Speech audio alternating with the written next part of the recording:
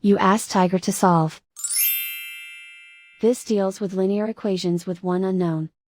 The final result is x equals 2. Let's solve it step by step. Simplify the expression.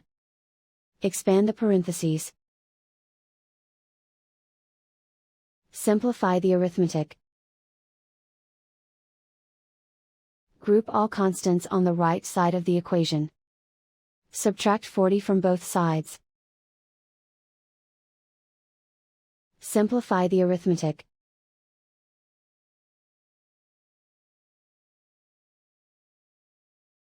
Isolate the x. Divide both sides by 5.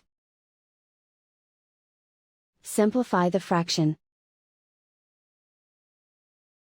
Find the greatest common factor of the numerator and denominator. Factor out and cancel the greatest common factor. And so the final result is x equals 2.